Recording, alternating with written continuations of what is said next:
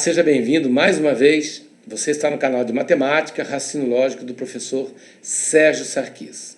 Nós vamos dar continuidade ao nosso curso de Lógica Proposicional, agora com a aula de número 2, que é uma aula que fala sobre a tabela verdade dos conectivos lógicos.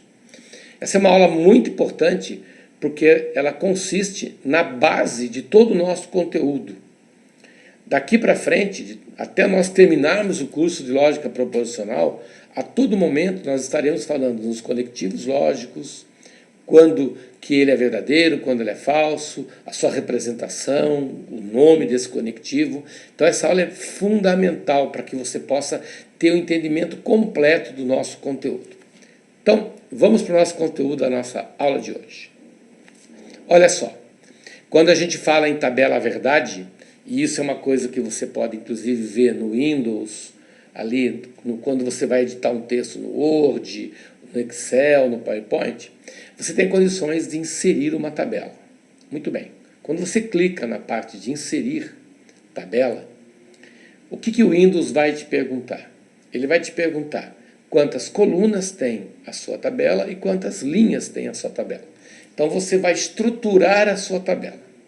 Dentro da lógica, a estrutura da tabela, a quantidade de colunas, a quantidade de linhas, está amarrada ao número de proposições que ela tem. Então, por exemplo, quando a gente fala em proposição simples, vamos pegar aqui, quando a gente fala em proposição simples, nós estamos falando numa única proposição. E o número de proposições simples, daqui para frente, a gente vai representar pela letrinha N.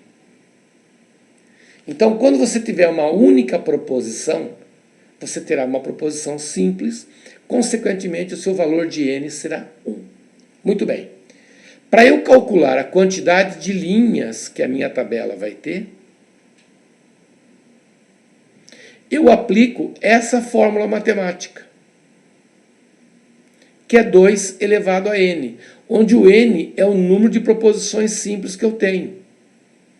Então, por exemplo, quando a gente fala assim, n igual a 1, significa que eu tenho uma única proposição.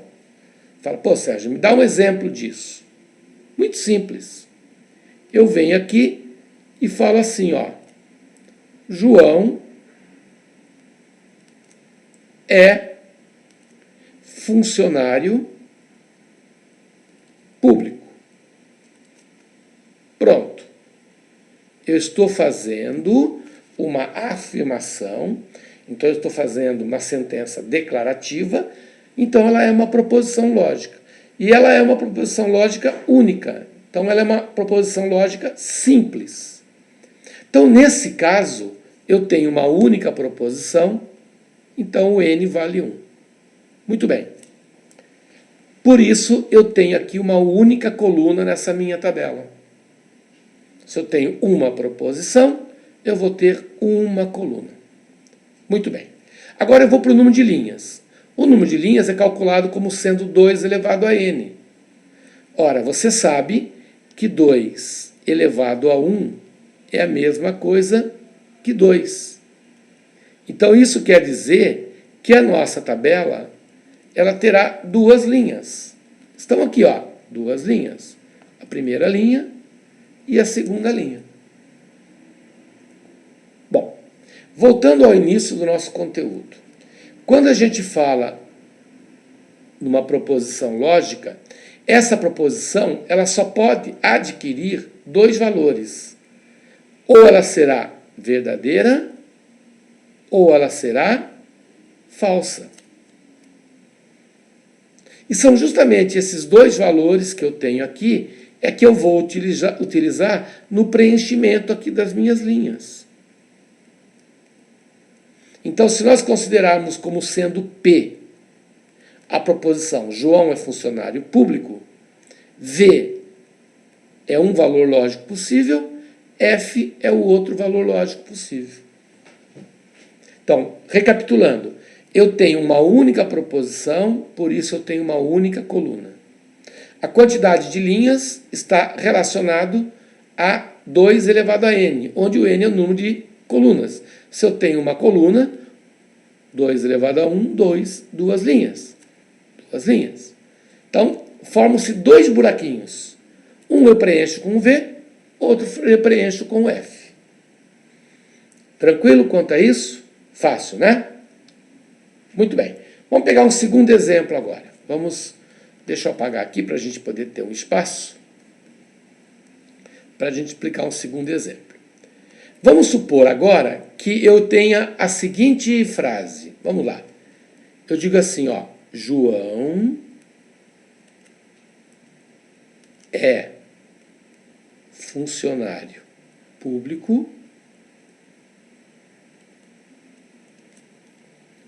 e gosta de viajar. Então, como nós vimos em aulas anteriores, eu estou diante não mais de uma proposição simples. Eu tenho aqui uma primeira proposição e eu tenho aqui uma segunda proposição. João é funcionário público, é a primeira proposição. Gosta de viajar, é a segunda proposição. Ora, eu estou diante, então, de duas proposições. Então, agora eu tenho a proposição P e a proposição Q. Então, agora eu não tenho mais uma única proposição, eu tenho duas. Ora, se eu tenho duas proposições, o número de linhas que a minha tabela verdade vai ter será calculado como sendo 2 elevado a n. Então, agora o número de linhas é 2 ao quadrado. E 2 ao quadrado significa 2 vezes 2. Em outras palavras, 4. 4 o quê? 4 linhas. Então, você observa que aqui eu tenho a primeira coluna, proposição P, e aqui eu tenho a segunda coluna, proposição Q. Proposição P, João é funcionário público. Proposição Q, gosta de viajar. Ora, duas proposições formam um total de 4 linhas.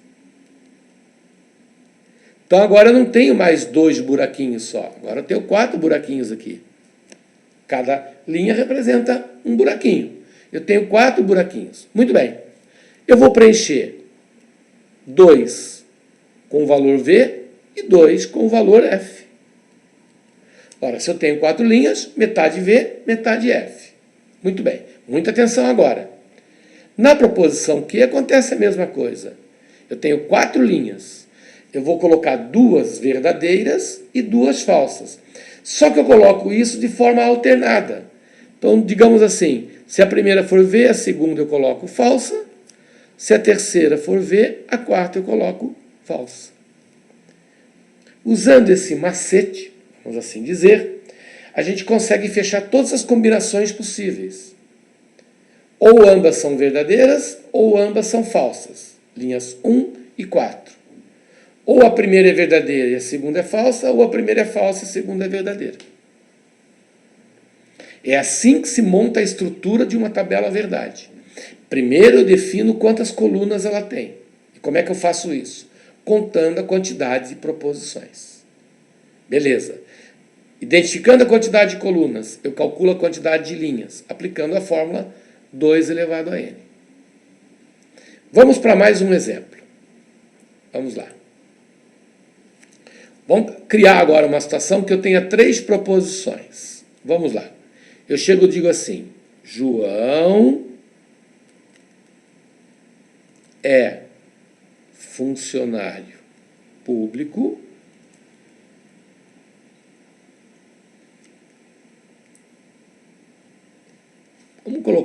vamos criar uma situação aqui, vamos colocar um C. Se João é funcionário público, então ele gosta de viajar e comprar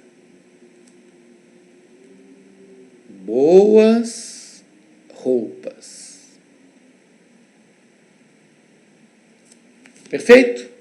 Então tá aí, ó. Nós temos uma frase com 3 proposições. Vamos identificar as 3 proposições. Eu tenho aqui, João é funcionário público, seria a minha primeira proposição. Gosta de viajar, segunda proposição. E comprar boas roupas, terceira proposição. Então, se nós fôssemos dar representação, nome, eu teria a proposição P, a proposição Q e uma proposição R. Lembrando o seguinte, como o nosso então está nessa posição, né? Você coloca aqui a setinha representa a palavra então, ele gosta de viajar e, aqui está o conectivo lógico, conectivo E, daqui um pouquinho a gente vai estar vendo exatamente isso, a representação dos conectivos. Gosta de viajar e comprar boas roupas. Então eu estou diante de 3 proposições simples, né, formando uma única proposição composta. Ora, se eu tenho 3 proposições simples, então o que é que eu tenho na prática? Eu tenho aqui a coluna do P, aqui a coluna do Q e aqui a coluna do R. Como são 3 proposições, então eu digo que o número de proposições é igual a 3. Ora, aplicando isso na fórmula matemática, eu tenho 2 elevado a n igual a 2 na terceira. 2 na terceira significa 2 vezes 2 vezes 2, e isso vai me dar um total de 8 linhas. Portanto, a minha tabela verdade terá que ter 8 linhas. E é o que justamente a gente vê aqui, ó. Eu tenho aqui a primeira linha, aqui a segunda, a terceira, a quarta, a quinta, a sexta, a sétima e a 8ª linha. Bom, muita atenção agora. Como eu tenho 8 linhas, eu vou ter que representar 4V e 4F. Então eu começo assim, ó. Coloco 4 em sequência, 4 verdadeiro em sequência, 4 valores falsos em sequência. Como eu coloquei de 4 em 4, agora a próxima coluna eu coloco de 2 em 2. 2V, 2F, 2V, 2F. Coloquei de 4 em 4, coloquei de 2 em 2, agora eu vou colocar de 1 em 1.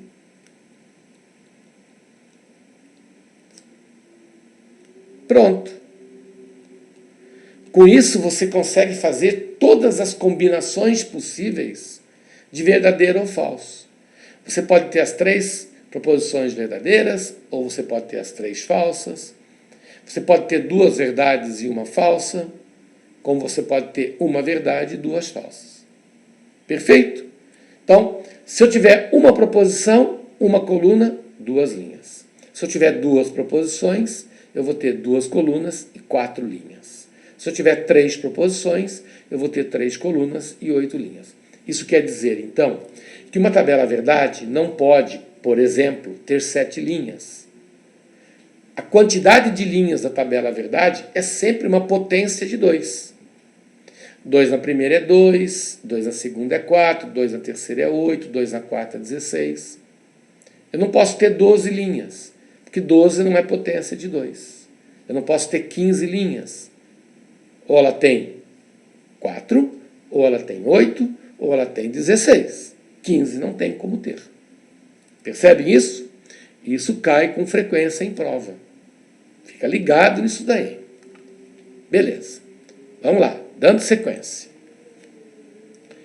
Chegou o grande momento da gente tomar contato com os tais conectivos lógicos, que são os conectivos que a gente utiliza na construção de uma proposição composta. Ah, Sérgio, mas eu não preciso memorizar os nomes? Sim. Não só eu preciso memorizar os nomes, como também os símbolos, como cada um representa. Então, por exemplo, nós temos sempre um total de 5 conectivos lógicos. Quais são? A disjunção não exclusiva, que é o nosso querido ou, cujo símbolo é o V, E na hora de você representar a frase escrita na linguagem do ou, você coloca P ou que é esse Vzinho aqui. Você tem sim que memorizar o nome do conectivo e como se representa ele. Segundo conectivo, a chamada disjunção exclusiva, que é o nosso ou, cuja representação é o mesmo V com um tracinho abaixo. Então é só você colocar o underline aqui. E aqui uma ressalva. Existem bancas que não consideram o ou e o ou conectivos diferentes. Eles dão o mesmo tratamento para ambos os conectivos. Um exemplo clássico disso é a banca CESP-Sebrasp. Existem outras bancas também que seguem o modelo do CESP, que não consideram o ou e o ou conectivos diferentes. Mas isso vai estar bem claro no seu edital. Perfeito? Muito bem. Terceiro conectivo é a nossa conjunção da língua portuguesa, é o E. Você sabe melhor do que eu de que o E é a chamada conjunção sindética, aditiva, aquela história toda lá da língua portuguesa, a língua do demônio, né? Eu sempre digo, português é a língua do demônio, porque quando o demônio fala aquelas coisas todas lá, ninguém entende. É o português nosso mesmo, né? É claro que é uma brincadeira, os meus companheiros de português, de gramática, ficam bravos com isso, porque, pô, Sérgio, tal, mas é assim, eu brinco, né? Português é uma língua do demônio, uma língua complicada de entender a gramática. Há controvérsias, mas, para mim, é. Bom, como é que eu represento o conectivo da conjunção? É o mesmo, só que representado para baixo. É o mesmo do ou, só que viradinho para baixo. Vamos dizer assim, ó, o ou tomou um porre, pum, virou de cabeça para baixo. Então, quando a frase for do tipo P e que, a gente simboliza pelo V de ponta cabeça. Agora vem a chamada condicional, sem dúvida nenhuma, o conectivo mais importante, aquele que gera o maior número de questões em qualquer prova de raciocínio lógico. Se você sair de uma prova de lógica e você não identificar nenhuma questão que envolva a condicional, você deve ter esquecido de resolver alguma coisa. Dificilmente uma prova de lógica não tem o conectivo da condicional, que é o conectivo se então.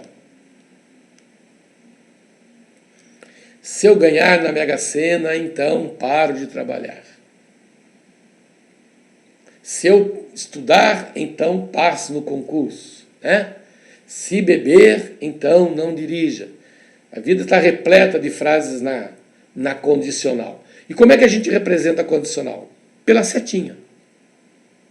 Então, quando você coloca essa setinha num único sentido, da esquerda para a direita, você está representando o conectivo da condicional.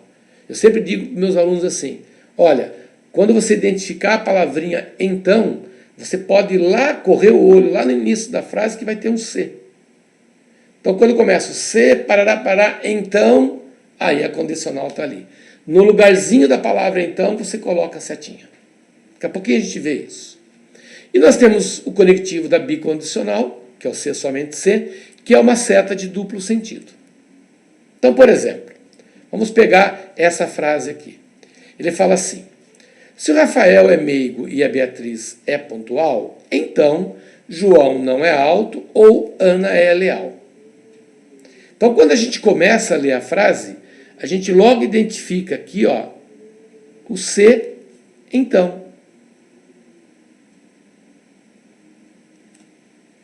Então, como eu disse anteriormente, onde eu leio a palavrinha então, significa que ali vai existir uma setinha.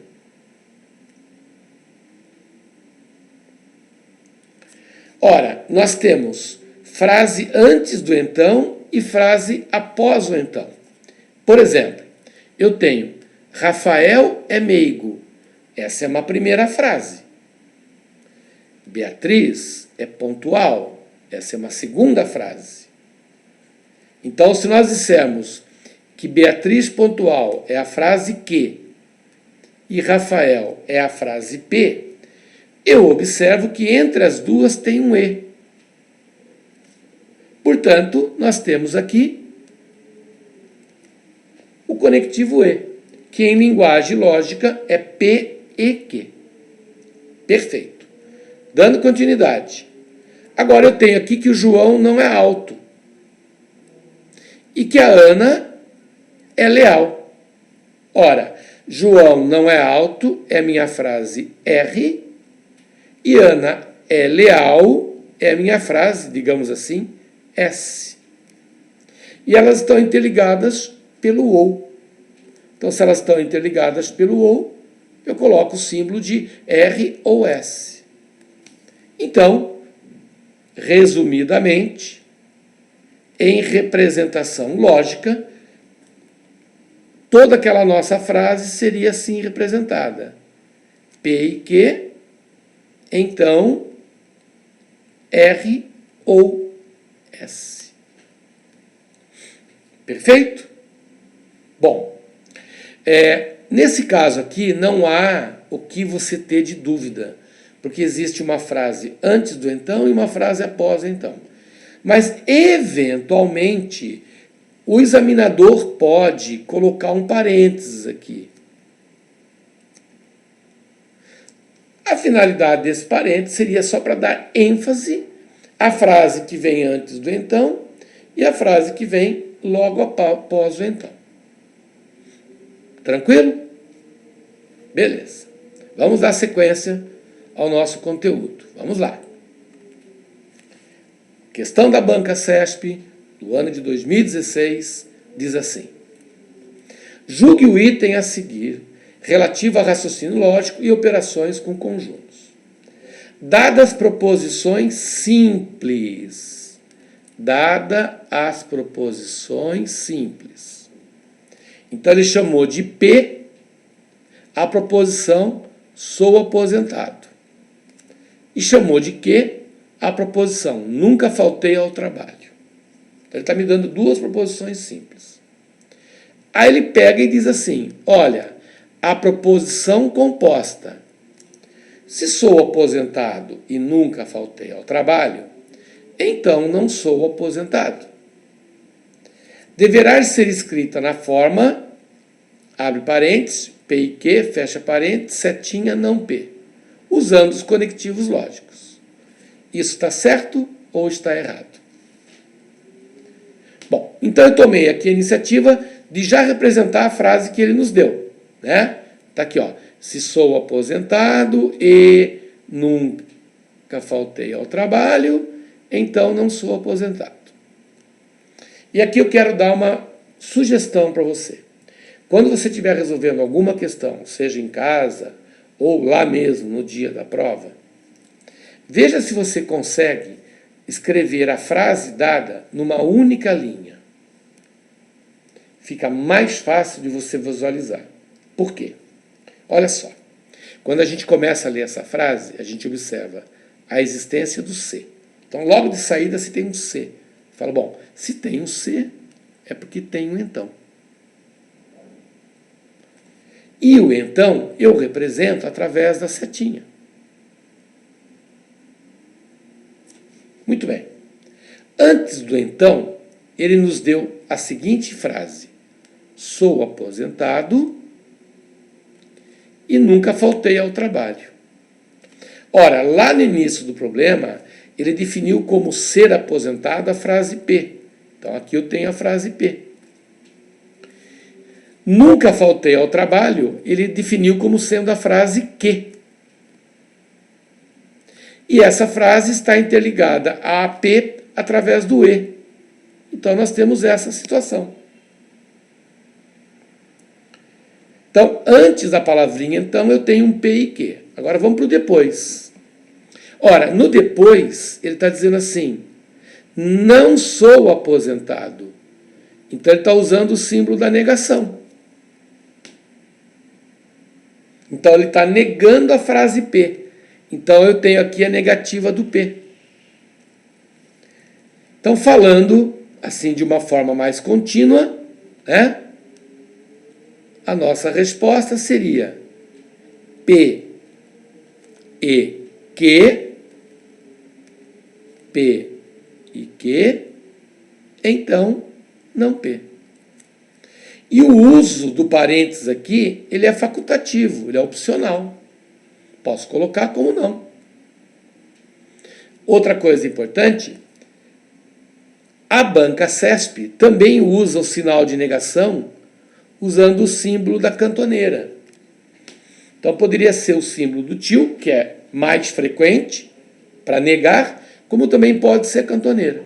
Então veja que essa frase está de acordo com o que a gente colocou, de acordo com o que ele afirmou. De fato, P e Q, então não P. Portanto, a afirmação que ele fez está correta. Perfeito quanto a isso? É só a gente ter um pouquinho de calma, um pouquinho de organização, que a gente consegue entender esse conteúdo. Mas tem que ir devagar. Eu não posso ser um iniciante no estudo da lógica e querer já resolver questões mais complicadas, questões mais difíceis. Eu tenho que entender por que eu coloquei P, Q, por que eu estou usando aquele símbolo, e isso a gente vai passo a passo, degrau por degrau. Perfeito? Vamos lá. Vamos para mais uma situação aqui. Considere a seguinte proposição.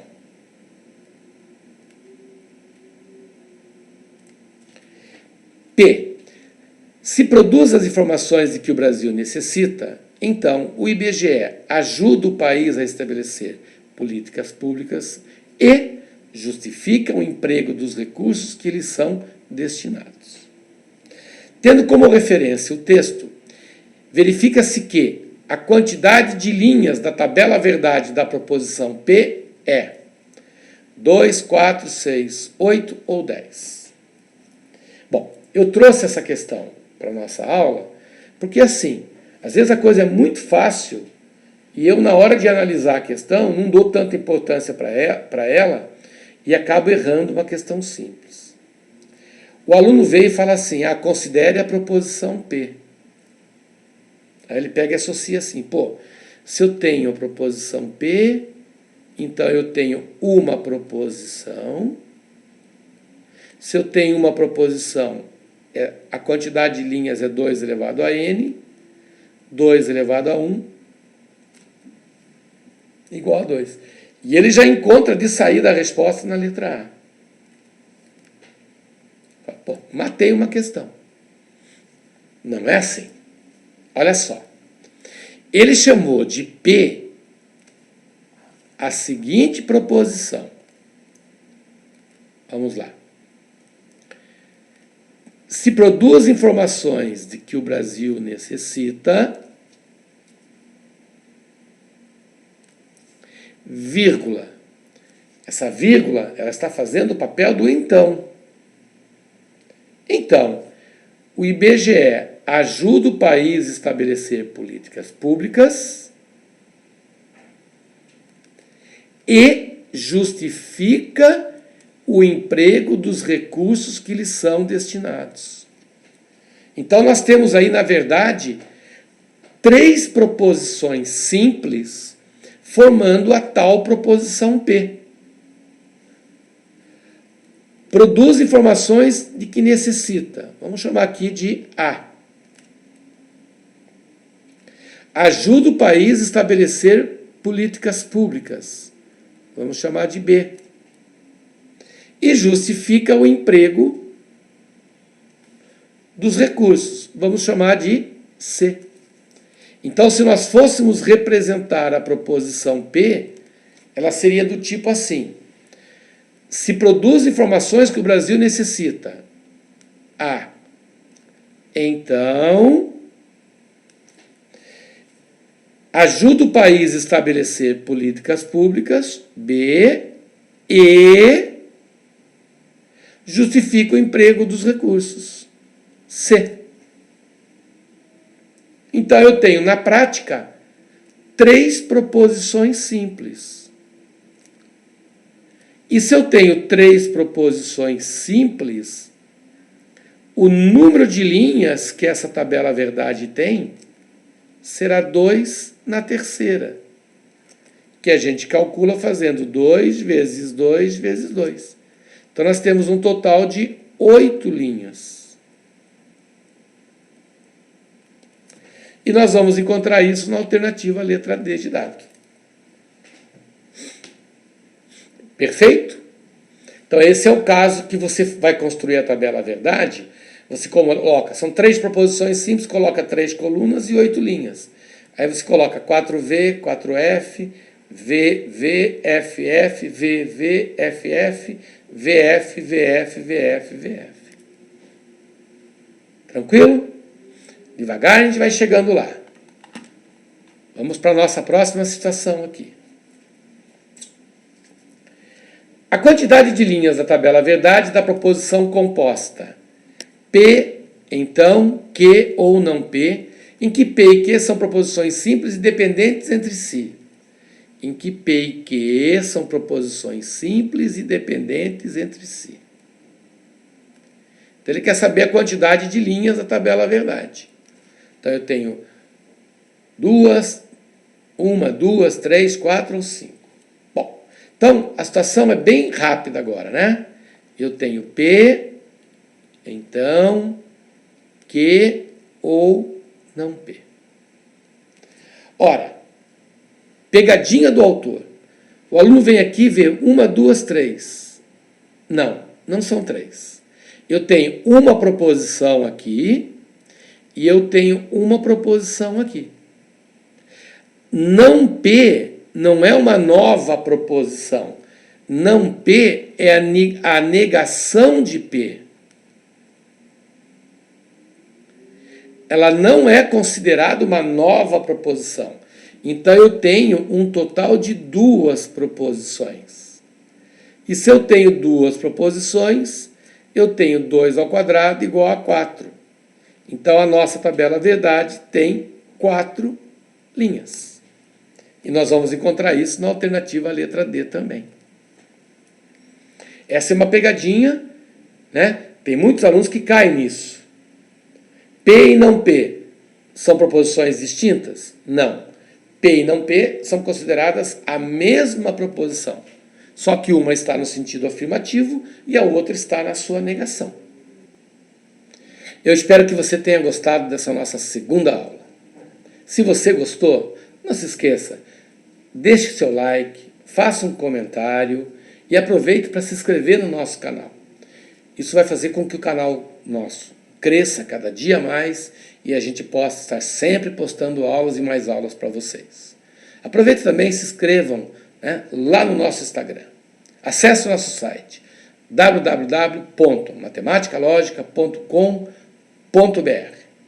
Eu espero por vocês para a nossa próxima aula. Fique com Deus e um forte abraço. Tchau, tchau.